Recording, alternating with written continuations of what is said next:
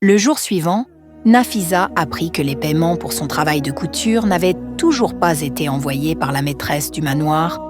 Elle devait rembourser Nagena Baji pour l'argent qu'elle lui avait prêté. Déterminée, elle prit son chemin vers le manoir, laissant son frère Suel à la maison. Le chemin était difficile et désert. Une étrange sensation lui fit penser qu'on la suivait.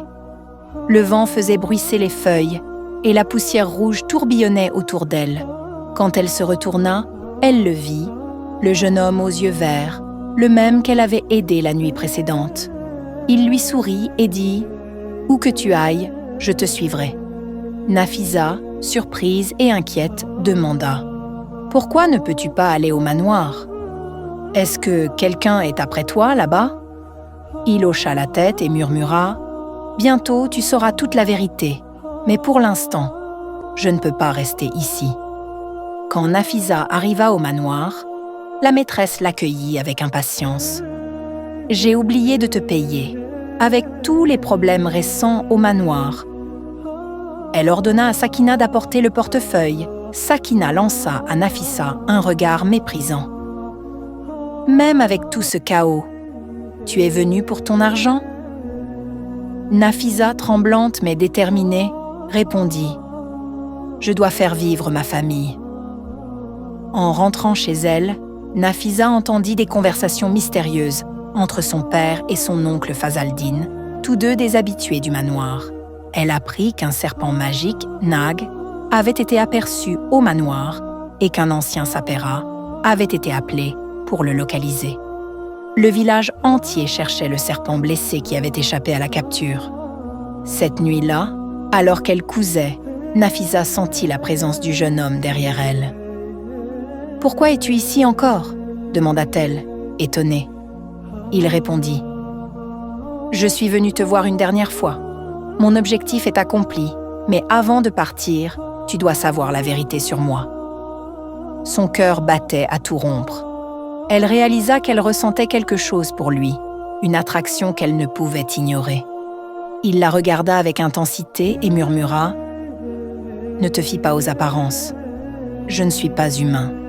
Je suis un Nag doté de pouvoirs extraordinaires. » Avant qu'elle ne puisse réagir, son père apparut derrière elle et le jeune homme se tint devant lui, changeant subtilement la couleur de ses yeux en un vert brillant.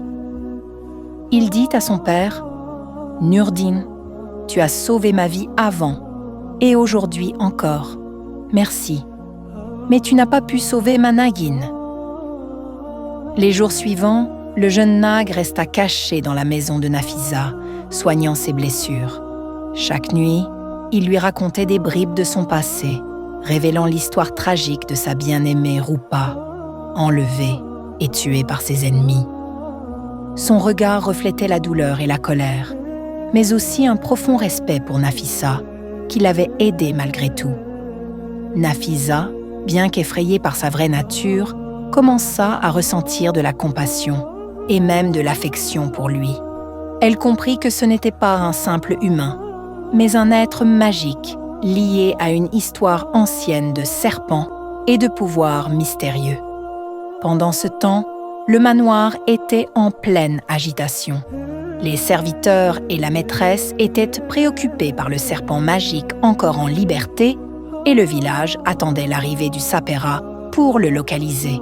Mais le jeune Nag, plus fort et plus rusé qu'on ne l'imaginait, restait insaisissable et chaque tentative de capture échouait. Un soir, alors que Nafisa cousait dans sa chambre, le jeune Nag apparut à nouveau. Il murmura « Bientôt, mon ennemi viendra pour achever sa vengeance. Je dois partir pour le confronter, mais je reviendrai. » Avant qu'il ne disparaisse, il lui dit « Tu es courageuse et pure de cœur, Nafisa. Grâce à toi, j'ai retrouvé un peu de paix. » Le lendemain, le village fut témoin d'une bataille incroyable. Le jeune Nag affronta ses ennemis, utilisant ses pouvoirs mystiques pour les vaincre sans blesser les innocents.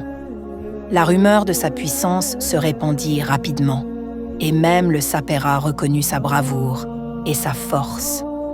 Après cette confrontation, le jeune Nag revint à Nafisa. Il était épuisé mais victorieux.